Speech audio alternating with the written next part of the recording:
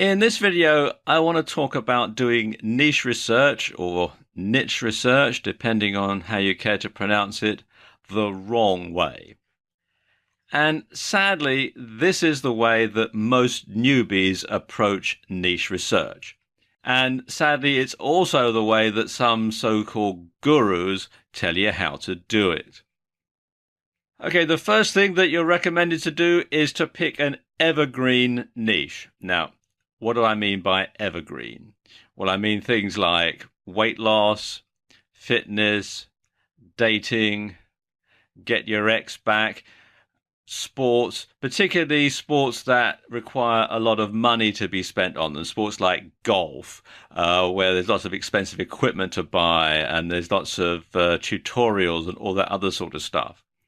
And of course, internet marketing or make money online. So you're starting out, you don't know anything at all, but you think that you're going to go into the internet marketing niche. So you can make money by telling other people how to make money, by telling other people how to make money. So you sell stuff online about making money online, and that makes money online, and the whole thing goes round and round and round. So you think, or so you're told to think.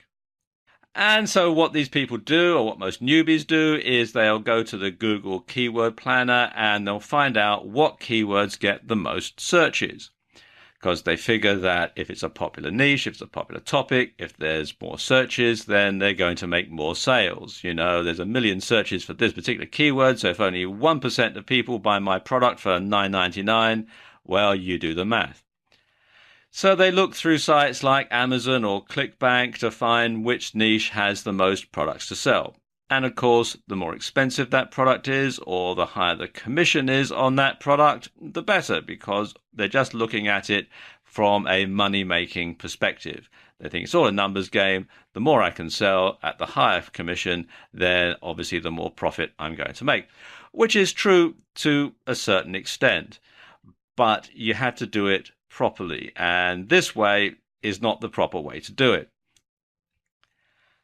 Next thing that they'll do is they'll buy a domain name that has nothing to do with the niche, you know, bobswebsite.com or something similar, because they figure, well, if it doesn't work out, we can always use it for something else.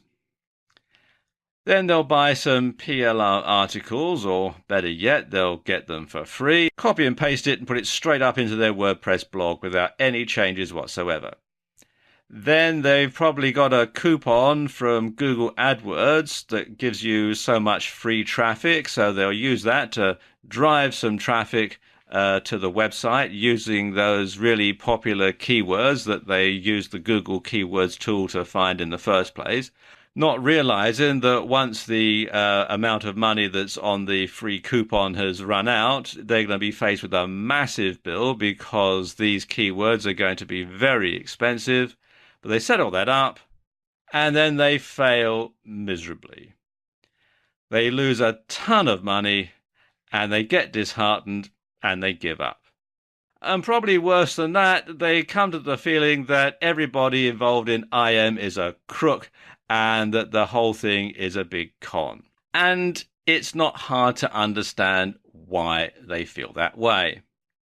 Now, before we go any further, let me just state one thing for the record before people think, hang on a minute, what about evergreen niches? Well, there's nothing wrong with an evergreen niche, but most are oversaturated. These are the niches that lots of people want to get into, and lots of people are already in them.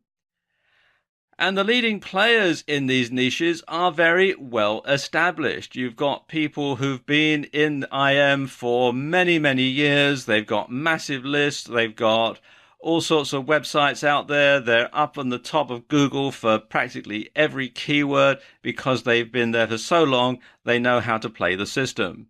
And the keywords in these niches are fiercely competitive. Again, because it's so oversaturated and because the leading players have been there for so long, then there's a lot of competition to get the really good keywords that are going to get you to the top of Google.